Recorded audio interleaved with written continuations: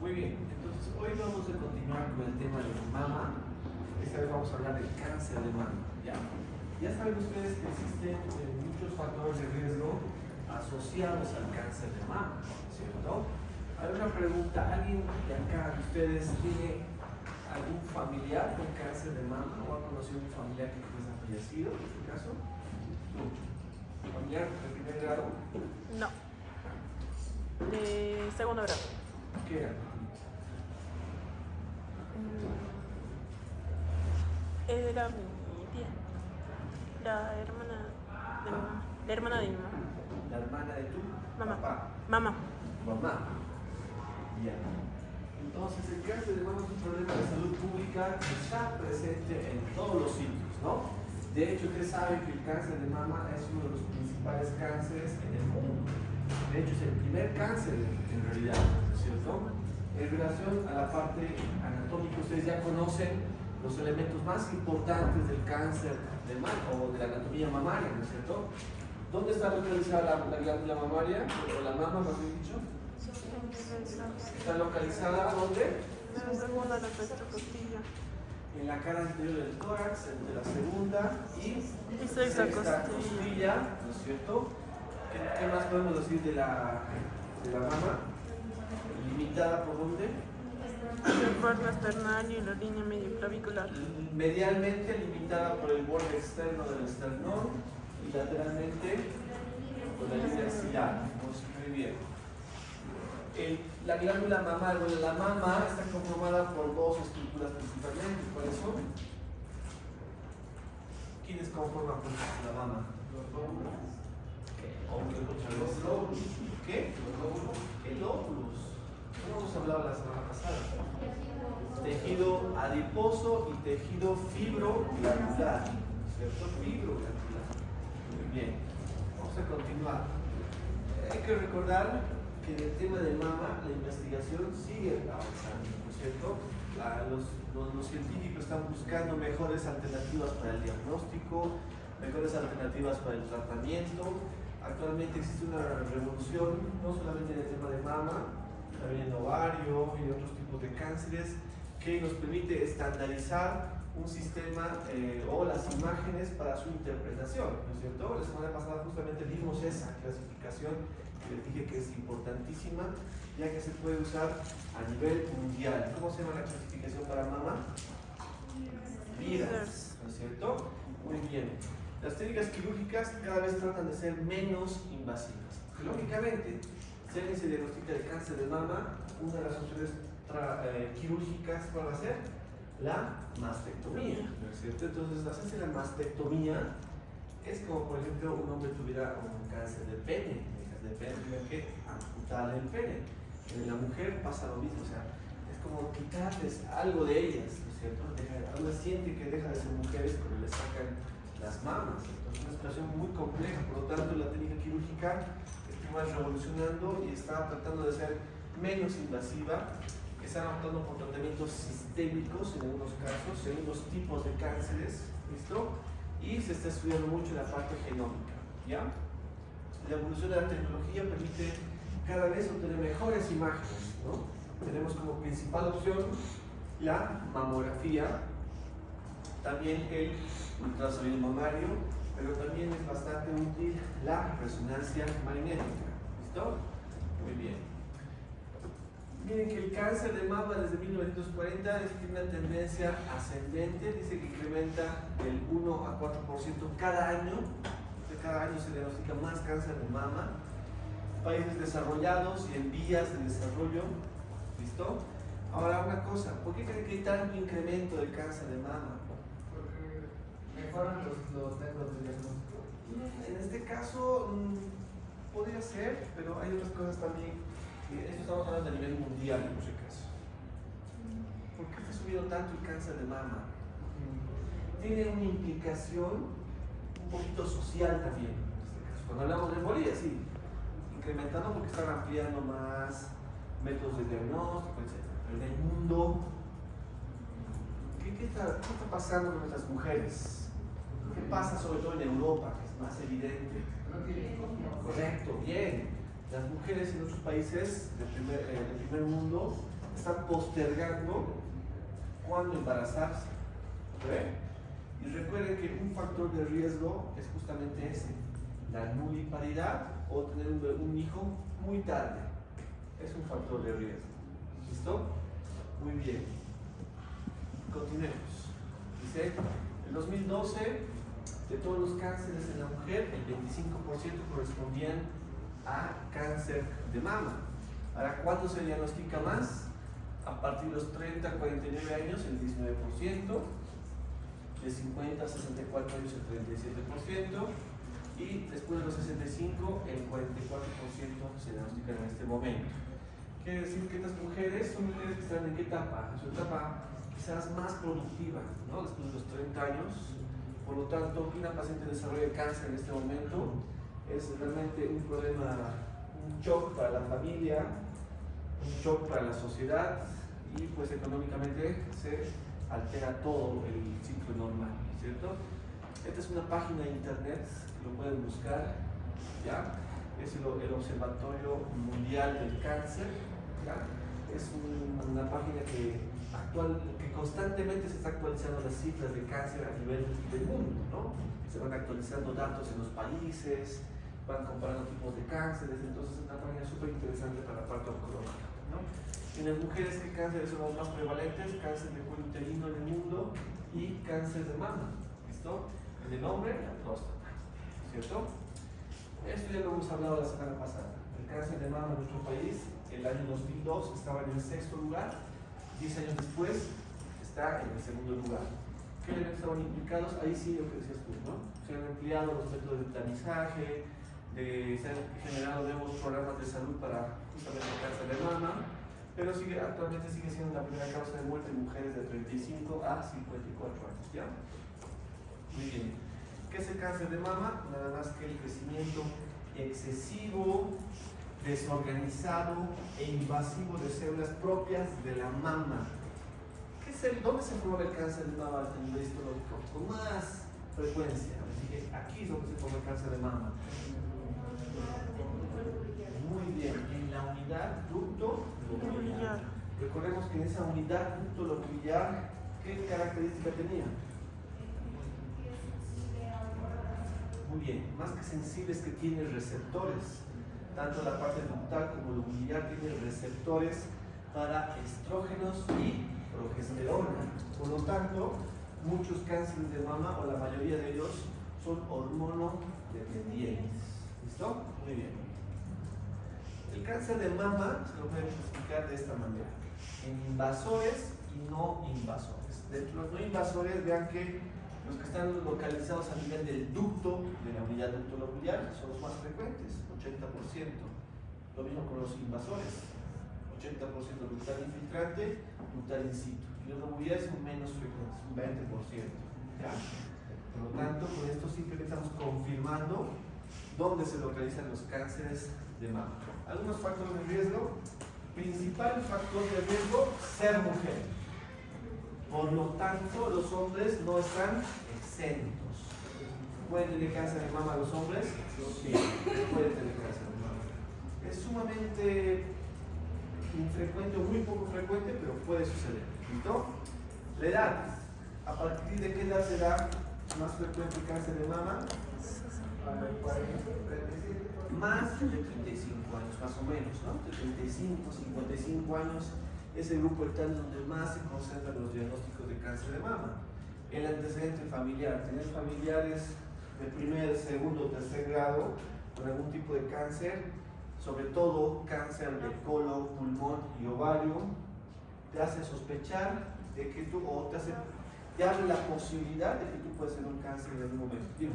Una mujer posmenopausia debería pasar a la menopausia cuando tal vez está alrededor de los 54, 55 años. ¿Tiene alto riesgo y es menor?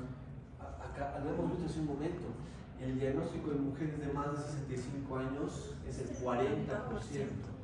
En pacientes de 30 a 40 años, 19, 17% más o menos. Por lo tanto, va ascendiendo el tema del cáncer. ¿Listo? La parte genética, cuando hablamos de genética me estoy refiriendo a la modificación de algunos genes, ¿no es cierto? Por ejemplo, los BRCA1, BRCA2. ¿De qué se encargan esos genes? ¿Saben cuál es su función como tal? ¿Todos tenemos estos genes? Sí, todos tenemos. Pero ¿cuál es el detalle? ¿De qué se encargan esos genes? Son genes que se encargan de evitar replicaciones de células anormales. Ellos son como los policías que van controlando que ninguna célula crezca de manera normal. Entonces, cuando existe una modificación de estos genes, ¿no es cierto?, ya nos quitan los policías. Y por lo tanto, un proceso neoplásico puede desarrollarse fácilmente. En palabras sencillas, eso es lo que sucede con los genes BRCA1 y BRCA2 modificados. ¿Ya? Muy bien. Exposición a estrógenos. Ya hemos hablado también la semana pasada. No solamente estrógenos, sino también a progesterona, pero sobre todo a estrógenos. ¿Qué pacientes reciben estrógenos exógenos? Las pacientes, por ejemplo, con menopausia, en la terapia de reemplazo hormonal. Sobrepeso, sedentarismo son algunos factores de riesgo, el abuso de las bebidas alcohólicas y mamas densas. Justamente hablamos la semana pasada, cuando hablábamos de mastografía, que las mamas que eran demasiado densas, radiológicamente, tenían implícito un factor ya de riesgo para cáncer de mama. Entonces, es un factor de riesgo. ¿Listo? Y otros también, niveles bajos de vitamina D. Por eso a toda paciente que tiene una mastopatía, algún problema en la mama, ya sea benigno, muchos médicos optan por darle vitamina D, ¿no es cierto?, durante unos 6 meses. Esto de manera de profilaxis, porque en algunos estudios se ha demostrado que existe una relación de niveles bajos de vitamina D con alguna lesión de mama. El hábito de fumar, exposición a la luz por la noche, algunos medicamentos, el poco tiempo de amamantamiento. La lactancia materna, cuando lleguen a obstetricia, les van a explicar que la lactancia es un elemento protector para evitar el cáncer de mama. ¿Ya? Entonces, cuando tengan sus bebés, tienen que hacerles lactar, chicos. También podemos agrupar los factores de riesgo en estos 4 grupos que también lo hemos visto la semana pasada, ¿no? Factor de riesgo asociado a la reproducción, como por ejemplo, ¿cuál podría ser asociado a la reproducción? La nuliparidad, por ejemplo, la no lactancia, los abortos, ¿no es cierto? Hay también factores de riesgo de tipo hormonales exógenos, los que reciben hormonas exógenas, genéticos y en relación a historias de enfermedad maligna o benigna de cáncer de mama, ¿no? En los factores de riesgo reproductivo, los que están asociados a la reproducción, estos: la edad de la paciente, la menarca. Y cuando hablamos de menarca, ¿qué será pues un factor de riesgo? Que tenga su menarca muy temprana o muy tarde. ¿Tardía? Muy temprana. Si tiene una menarca muy temprana, ¿qué quiere decir cuándo? ¿Antes de cuántos años? Menor de 11 años, ¿no es cierto?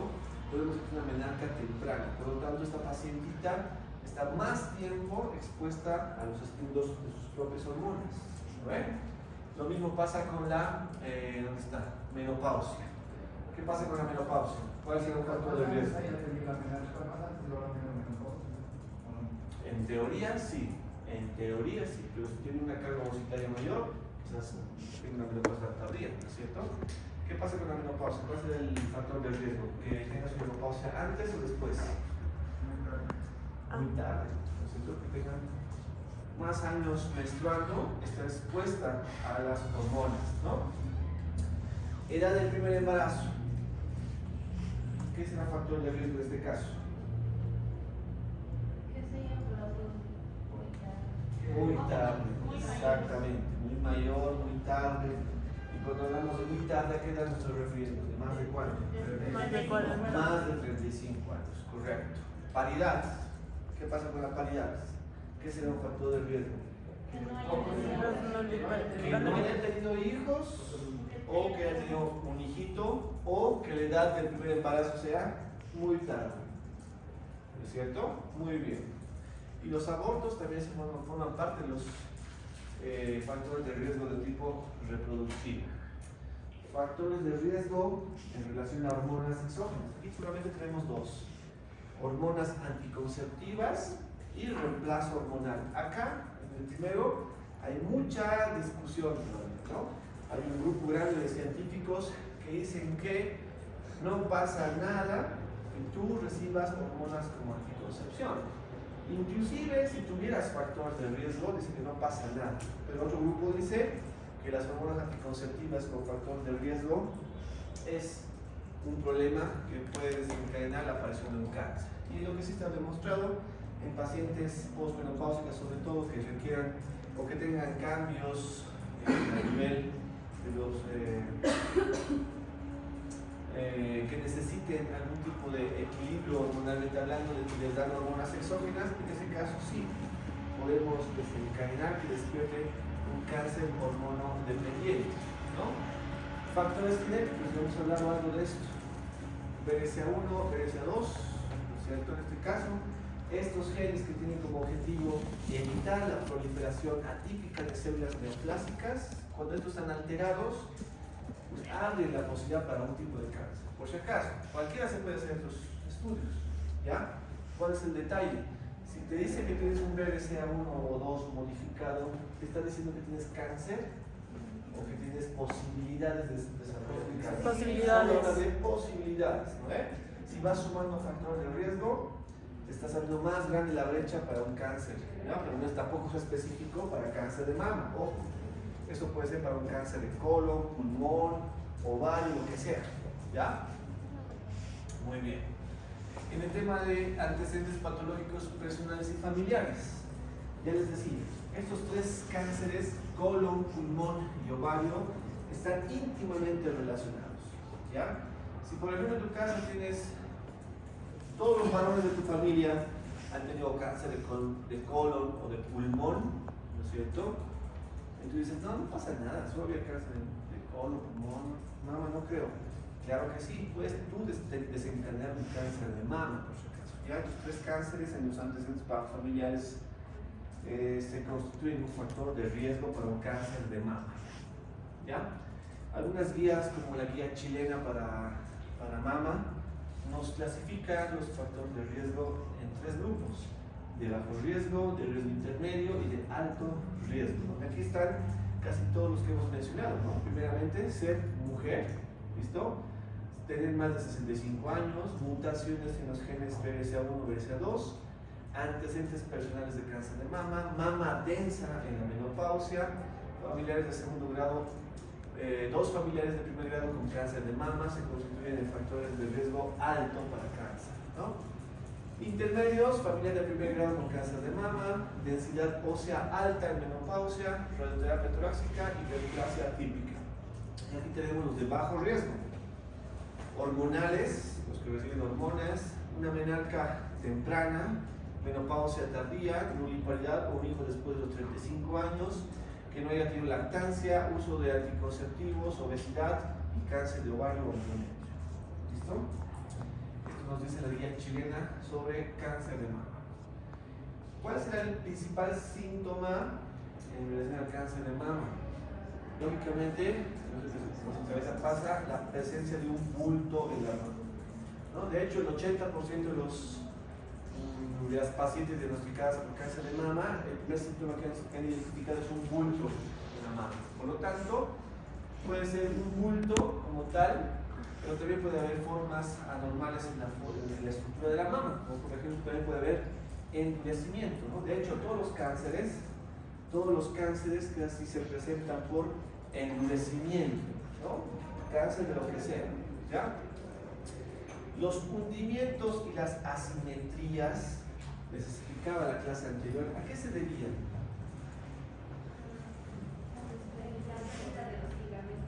A la viabilidad.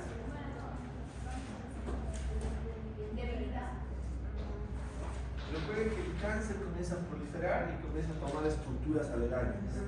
Entonces, esas estructuras son, ¿qué cosas? ¿Cómo se llaman esas estructuras que sustentan la mama? Las crestas de Duret y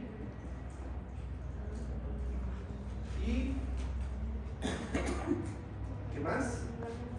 Y los ligamentos de Cooper, ¿no ¿no es cierto? Cuando el cáncer comienza a tomar esas estructuras, vas a observar movimientos del pezón y la piel, asimetrías, ¿no es cierto? Son algunas características. Recuerden que si en algún momento una paciente comienza a presentar enrojecimiento, aumento de volumen y que no existe ningún antecedente para que lo cause, tenemos que sospechar en la posibilidad de un cáncer, porque existen cánceres que debutan con un proceso inflamatorio. Entonces, mucho ojo, si tienen en algún momento una paciente con una mama aumentada de tamaño, roja, dolorosa, que sea sensible, no hay antecedentes de golpes ni de trauma, sospechen en esa posibilidad. ¿Okay? Protuberancias, vasos atípicos, dilatados, secreción o fluido por el pezón. Aquí, ¿cómo podemos diferenciar una patología benigna y sospechar de una maligna en relación a la secreción del pezón?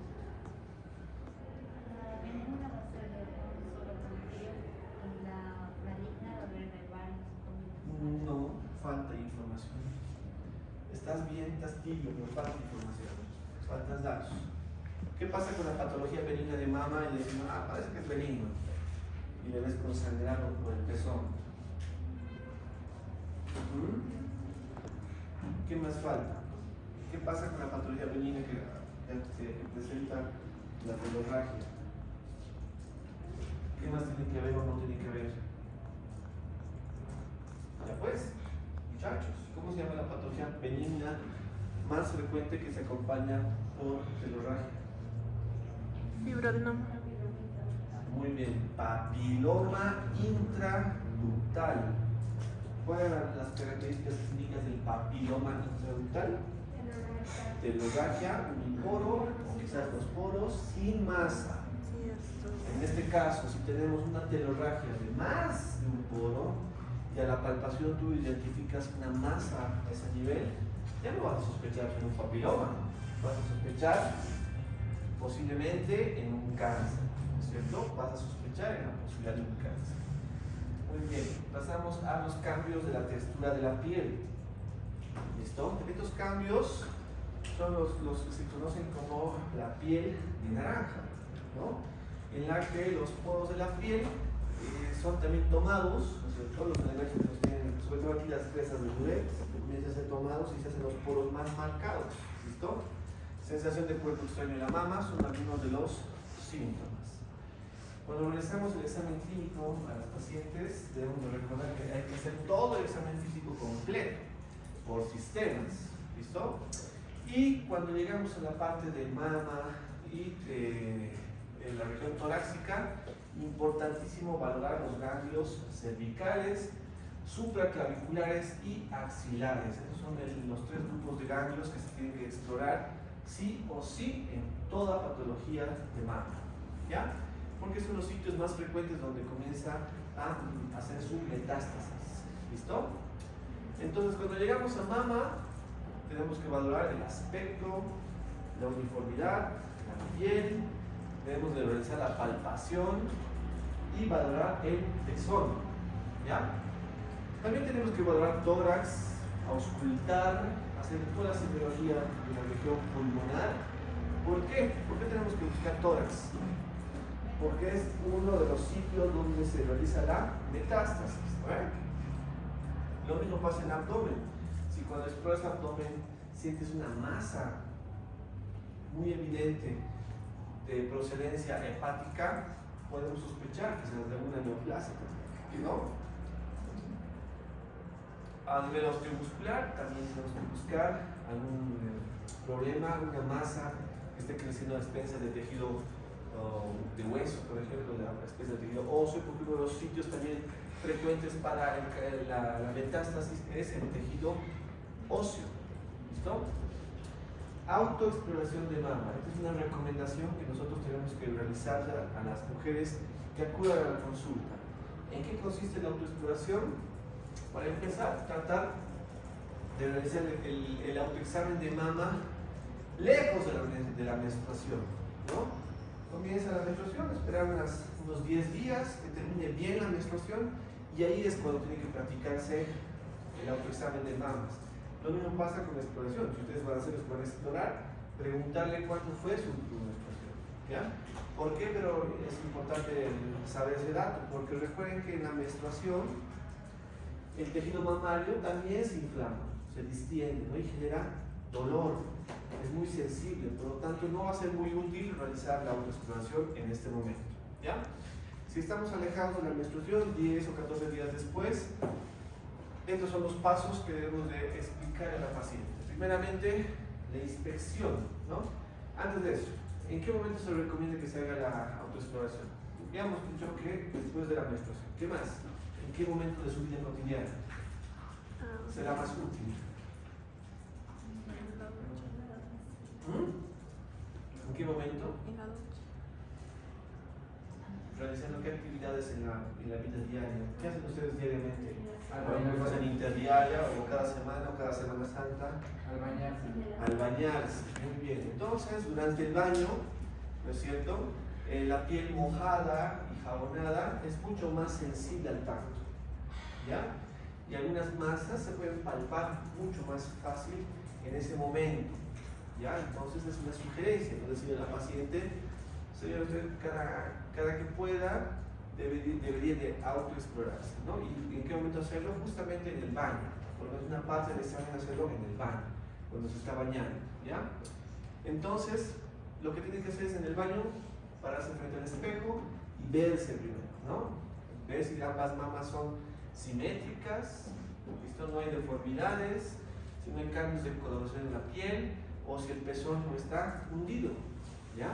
Segundo paso es colocar sus manos en las caderas, hacer una presión firme, inclinarse un poco hacia adelante y hacia atrás buscando algún cambio. A ver, otra maniobra para esta es, por ejemplo, colocar ambas palmas de manos juntas a nivel de la frente y hacer presión. Hagan esa maniobra, a ver, todos, hombres y mujeres. ¿Qué cambio sienten? A nivel de la frente, ahí como que rezando, que el doctor no les aplace. Hagan presión palma con palma. ¿Qué sienten a nivel de los pectorales? Presión, ¿no es cierto? Cuando hacen esa presión, que se van un poco adelante y hacia atrás las mujeres, ¿no es cierto? Y si están observando en el espejo, pueden observar un cambio, ¿no? Una tumoración pequeña puede ser visible con esa maniobra. Entonces es importante recomendar también que hagan esa maniobra en el baño. Ya pueden colocar también las manos en la cadera, como les expliqué, y hacer lo mismo, hacer presión, y van a sentir como los pectorales se ponen más duros, y esto se puede hacer evidente una masa a nivel de la mama, ¿no? Otro es de pie, con una mano detrás de la cabeza, explorar toda la mama, empezando por la axila y terminando en el pezón. En este caso nos está diciendo que podemos ir desde de afuera hacia adentro, haciendo movimientos circulares, ¿no es cierto? Pero lo que yo les recomiendo es empezar por la areola, ¿no? Con 2 dedos o 4 dedos, comenzar a hacer movimientos centrífugos, es decir, del centro hacia afuera. Puedes seguir las manecillas del reloj, no ir en contra, pero ser sistemático, ¿ya? No dejar ningún espacio vacío, y al finalizar, terminar en la axila o en la cola de Spencer, ¿no? En el cuadrante superior externo, recuerden que está la cola de Spencer y hay que buscar ahí también. Y finalmente buscamos los ganglios axilares, supraclaviculares y cervicales, ¿no es cierto? Muy bien. Estas mismas maniobras podemos realizarlas también acostadas, ¿no? Las pacientes acostadas, y lo más importante, o al final de todo, no olvidar una pequeña compresión sobre el pezón, ¿ya? Hacer una presión. ¿Para qué? Para ver si hay descargas de materia purulenta o quizás hay sangre, ¿no es cierto? Tiene que realizarse esta maniobra, ¿ya? Muy bien. Recuerden que les decía hace un momento que el principal síntoma es la aparición de un bulto en la mama. El 80% de estos son el motivo de consulta en la práctica clínica. ¿Listo? Entonces, en relación a los bultos, ¿qué se dice? Ustedes como pacientes o sus pacientes, mediante el conocimiento que tienen, pueden diagnosticar masas de más o menos 2.5 centímetros o 3.7 centímetros, más o menos. ¿Ok? quiere decir más grandes van a ser evidenciadas por ustedes. ¿Ya? Masas más pequeñas por debajo de esto puede ser identificado por el médico. Ustedes tienen que identificarlo. O sea, su tacto tiene que ser más fino. En este caso van a encontrar quizás masas hasta de 1 centímetro. Por debajo de 1 centímetro, quizás que su tacto pueda fallar aquí. Puede ser que el tacto comience a fallar y se les pase algún hombro más. Por lo tanto, aquí necesitamos complementar con los estudios de imagen. ¿Ya? Entonces, la autoexploración de mama va a tener limitaciones. ¿Ya? Por eso se les recomienda que las pacientes en los grupos etarios que corresponden acudan a sus pruebas de tamizaje. Ya hemos hablado sobre la principal prueba de tamizaje en nuestro país, que es la mastografía o mamografía, ¿no es cierto? Que es una prueba de rayos X, un estudio de imagen que usa rayos X, en la cual la mama es comprimida o aplastada por este equipo. ¿Listo? Muy bien. Entonces, ¿cómo se ven las imágenes sugestivas de cáncer de mama? Imágenes radioopacas, ¿no es cierto? Mientras más densa, es decir, mientras más blanca sea esta imagen que vemos aquí, más sugerente de que sea un cáncer de mama. ¿Ya? ¿Qué otros aspectos nos hacen pensar que es un cáncer de mama en relación a su forma o tamaño? ¿Qué otros detalles más podemos describir en relación a la imagen? Si tiene especulaciones así como estrellas, es más sugerente de que sea un cáncer de mama. Si los contornos son irregulares, también, ¿no es cierto? Mientras más blanco, también. Entonces, la ecografía también complementa los hallazgos y necesitamos complementarlos con otro estudio. ¿Ya? Algo interesante en el tema de ecografía. Las lesiones que tengan una forma más, ¿cómo les diría? Por ejemplo, aquí está la piel, ¿no es cierto? Esta lesión que observamos acá tiene una distribución más aplanada. ¿Ya? Cuando la lesión es más parada, como dice acá, se viera así, más alto que ancho, ese tipo de imágenes son más sugerentes de un proceso maligno, por si acaso. ¿Ya? Cuando en la ecografía observamos una imagen que tenga más alto que ancho, es sugerente de malignidad. Si es más ancho que alto, benignidad. ¿Listo? En nuestro país, la recomendación es realizar la mamografía en pacientes de más de 40 hasta los 69 años, cada 2 años. ¿No? En sus países, en nuestro país, pueden buscar sus guías, pero están oscilantes en este mismo grupo etario. ¿Ya? Entonces la mamografía tiene una sensibilidad alta, miren, 86.7% de sensibilidad, o sea, es un estudio muy sensible para el diagnóstico de cáncer de mama, entre las edades de 40 a 49 años, y es más sensible aún en pacientes de más de 60 años. Esto se debe a que justamente el tejido fibroglandular a esa edad tiene una densidad mucho más baja, ¿no? Y bueno, su diagnóstico reduce la mortalidad de entre un 20 a un 35%. ¿Listo? Ya conocemos la clasificación del VIRAS. Un VIRAS 0, ¿qué significaba, chicos? Una muestra insuficiente, necesitamos complementar con más imágenes. Un VIRAS 6. Un VIRAS 6. ¿Qué? Es una paciente ya diagnosticada con cáncer de mama, solamente estamos haciendo control, seguimiento, ¿no? Un VIRAS 4C. Alta sospecha de cáncer. ¿Cuánto por ciento de posibilidad? ¿Más de cuánto?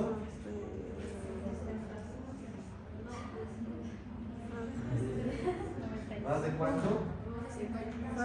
¿Más de cuánto? Más del 95%. Muy bien.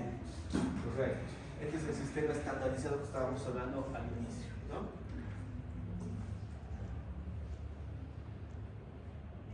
Entonces, dentro de los exámenes auxiliares que vamos a solicitar, tenemos que pedir pues estudios de imagen, ¿no? Una tomografía, rayos X, ecografía, resonancia, según lo que se necesite, ¿no?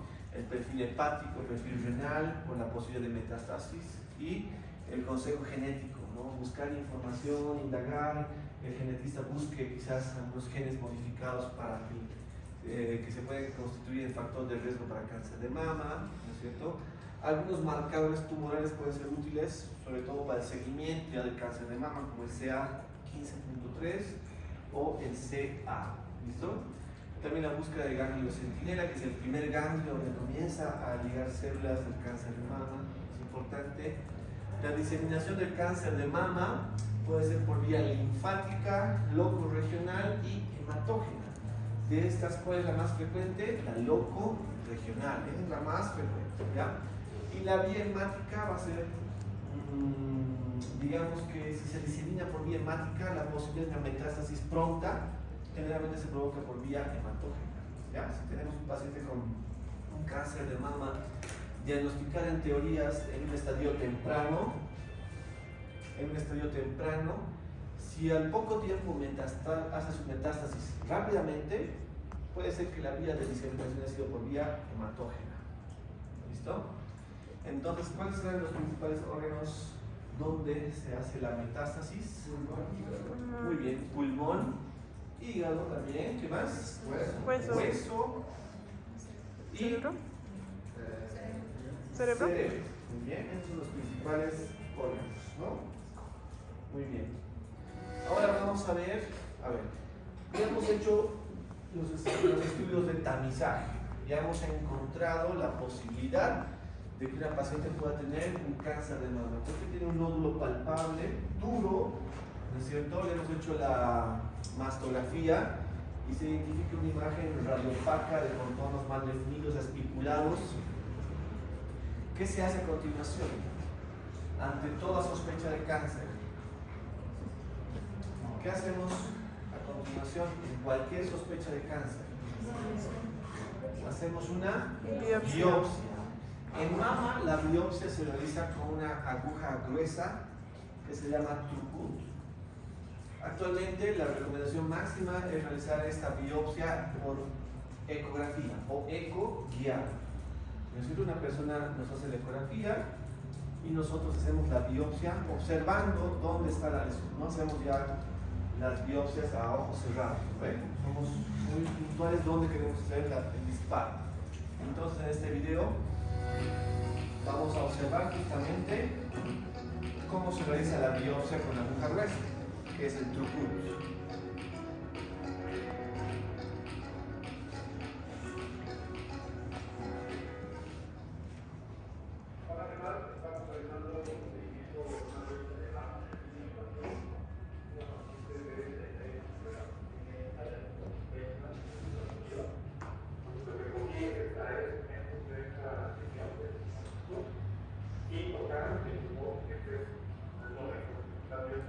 Entonces este procedimiento se realiza de manera ambulatoria, se infiltra anestésico local en la piel para hacer una incisión pequeñita con un bisturí de más o menos 2 o 3 milímetros por donde ingresa la posteriormente, ¿no?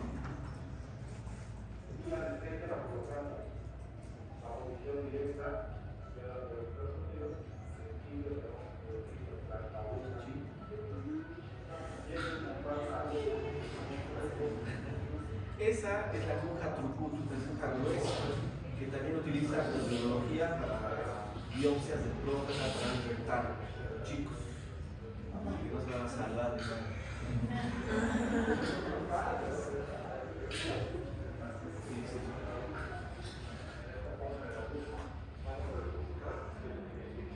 La aguja Turcut lo que va a hacer es que la parte filo con filo, una vez que esté cerca del tumor, va a disparar una vaina y va a atrapar tejido y lo va a meter al interior de la jeringa, ¿no? Entonces ahí está el tumor, ¿no es cierto? La lesión primaria está aquí. Y una vez que se encuentren ya en toda la posición de la aguja, ¿no es cierto? Una vez que tome un buen contacto con el tumor, se va a preparar para hacer el disparo. Y se realizan varios disparos, ¿no? Se realizan varias tomas para una buena colecta de muestra.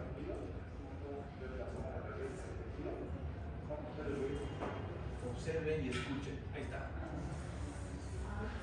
Entonces, este procedimiento se realiza varias veces, ¿no? El objetivo es tomar buena cantidad de muestras para evitar falsos negativos. Igualitos, se dice.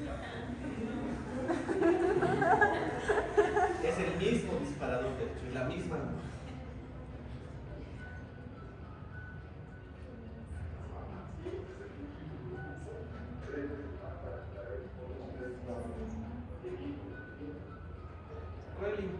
fíjense, una vez que se realizan estos disparos, por si acaso, lo que sigue a continuación es realizar un vendaje compresivo. Porque después de tantos disparos son lesiones, ¿no? Que no solamente va a tocar el tejido sospechoso, sino también el tejido bueno. Por lo tanto, puede que se metan ahí al medio vasos sanguíneos y pueda comenzar a sangrar. Entonces, después de este procedimiento, se tiene que vendar a la paciente con una buena intensidad. Se le ponen gasas, apósitos y se hace un buen vendaje compresivo. Porque yo he visto casos en los cuales que después de realizar la biopsia ha hecho hematomas, ¿no? Un hematoma básicamente se infecta y se vuelve un absceso. Y a veces pues la situación se pone pésima ya para el paciente, ¿ya? Y de paso que le salga que es cáncer, peor todavía, ¿ya? Entonces, ¿qué paso viene a continuación de que ponemos la biopsia? Aquí no se acaban, en este caso, actualmente los cánceres, ¿no? La revolución en el diagnóstico y tratamiento para cáncer de mama sigue avanzando.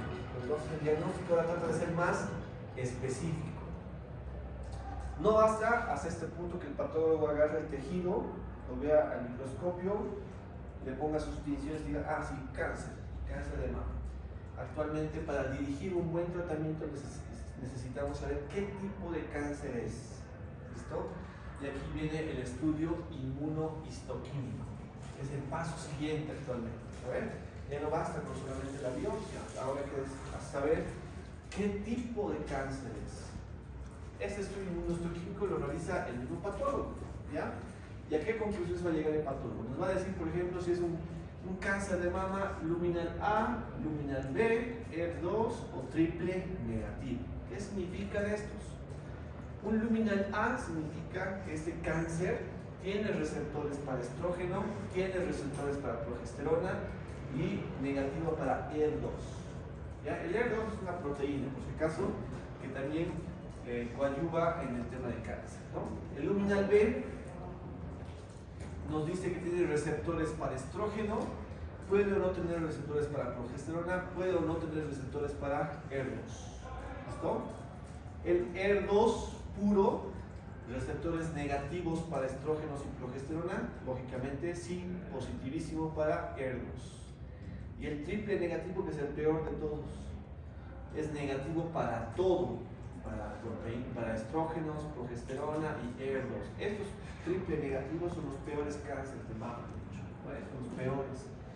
Ahora, ¿por qué es importante reconocer qué tipo de cáncer es? Si tenemos un luminal A, ¿cuál creen que sea una parte del tratamiento? Por lógica, chicos. ¿Qué puede ser parte del tratamiento? ¿Qué? Vitamina D.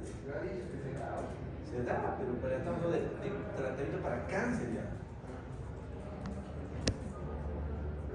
Si tiene receptores para estrógenos y progesterona. Es decir, que este tipo de cáncer de mama se nutre de los estrógenos y la progesterona.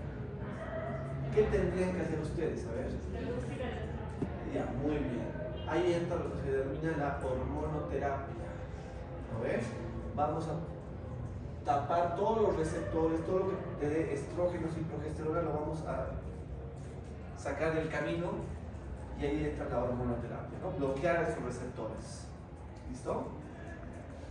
Entonces, dentro de los cánceres, el más frecuente de mama va a ser que sea luminal A, miren, 55%, el más grande, ¿no?, de los grupos de cáncer. Más bien, porque ya conociendo esto, la hormonoterapia ingresa ahí, un tratamiento quizás quirúrgico, van a ser tratamientos más conservadores. ¿Listo? Luego están los ER2, luminal B, triple negativo. ¿Listo? Nuevamente la clasificación, los porcentajes según otra fuente bibliográfica. Muy bien. Ahora pasamos ya hemos diagnosticado esta paciente con cáncer de mama, hemos hecho la subclasificación con el estudio inmunohistoquímico. Ahora nos toca estadificar para saber qué más podemos hacer en nuestro tratamiento. Esa estadificación es en base a lo que conocemos como el TNM, ¿ya? Un estadio 1, ¿qué será? Es un tumor pequeño de menos de 2 centímetros sin compromiso ganglionar y que como opción de tratamiento puede ser la cirugía. En este tipo de cáncer de mama estadio 1, el tratamiento es bastante sencillo, ¿ya? La cirugía.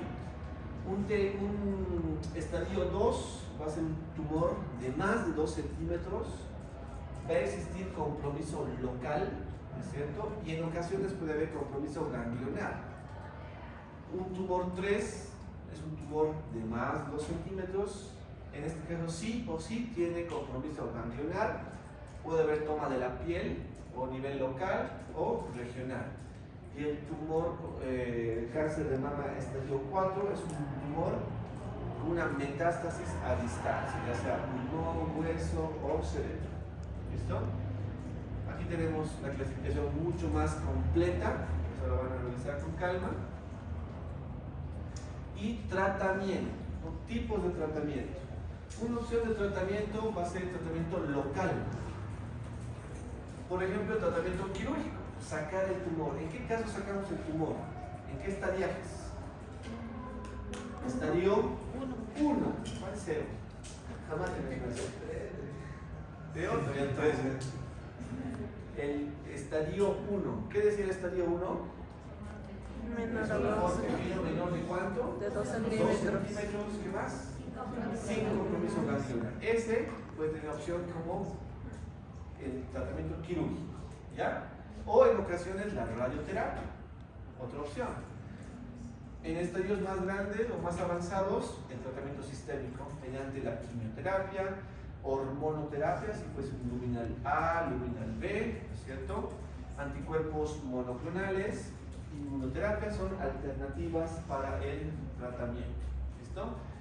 Este es un índice, el índice de Van Nuys, para pronosticar cómo va a ir este cáncer de mama. ¿Listo?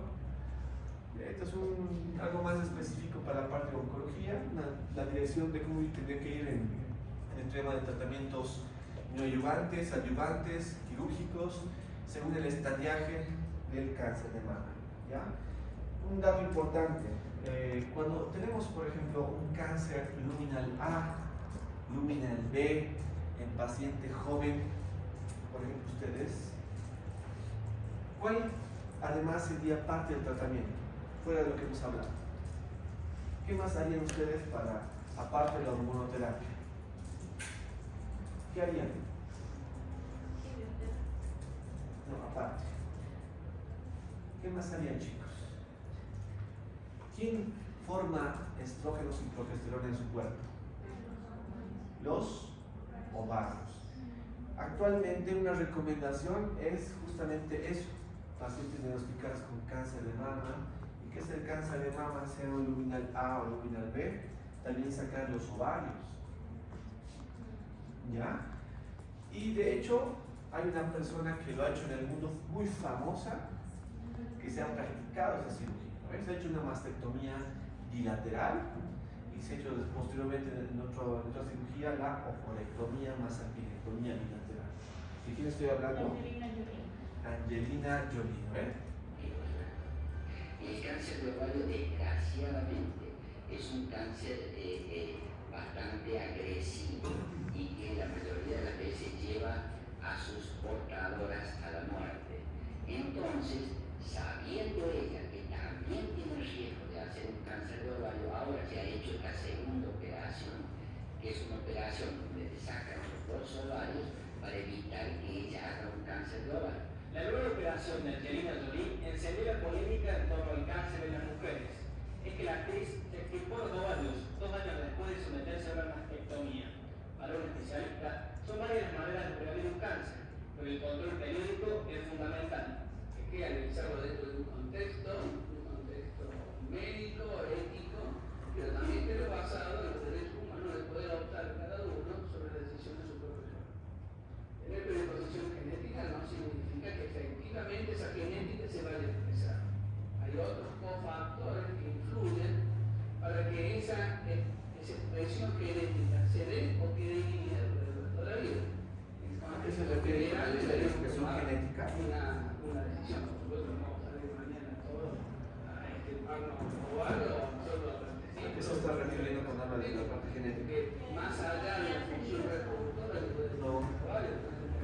para los chicos. La medicación de qué? Somática y mantenimiento de la estructura corporal necesaria para acompañar la atención de la vida. Pero no solo se puede utilizar la cirugía, sino que se puede utilizar también el seguimiento estricto, es decir, el control estricto, anual o semestral, dependiendo cada caso, con imágenes sobre todo, con mamografía principalmente, pero también con ecografía, y también se pueden utilizar algunos elementos químicos, como son algunas drogas. Muy bien. ¿Preguntas hasta acá? ¿Preguntas? A ver. ¿El dolor en la clínica entra como algo específico o No. Si tienes dolor y hay un bulto, deformidad de la mama, ya es un cáncer ya avanzado, en estadio G3 o 4 quizás. Lógicamente el cáncer duele, en estadios avanzados duele. Pero si no tuviera lo que es más presencia de bultos o alguna cosa así. Para que duela ya tiene que haber un compromiso más profundo.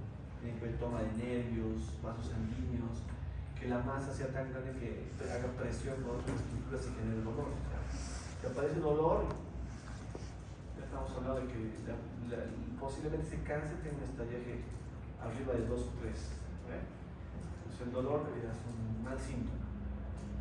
¿Alguna otra pregunta, chicas, chicos? ¿Ninguna? Muy bien. Para la siguiente, ¿cuándo es el examen de este grupo? A ver, 29. ¿Segurísimo? Ya. Para la siguiente clase ustedes van a exponer, si acaso, ¿cuántos son en este grupo? ¿40? ¿39? ¿30 y tantos? Sí, ¿no? Se van a dividir en grupos, en 4 grupos, chicos. Ahorita mismo me van subiendo al WhatsApp los grupos. Grupo 1, los integrantes. De 10, otro de 9, vas a ver. ¿Ya? Y les voy a pasar los temas que tienen que buscar. Vamos, chicos.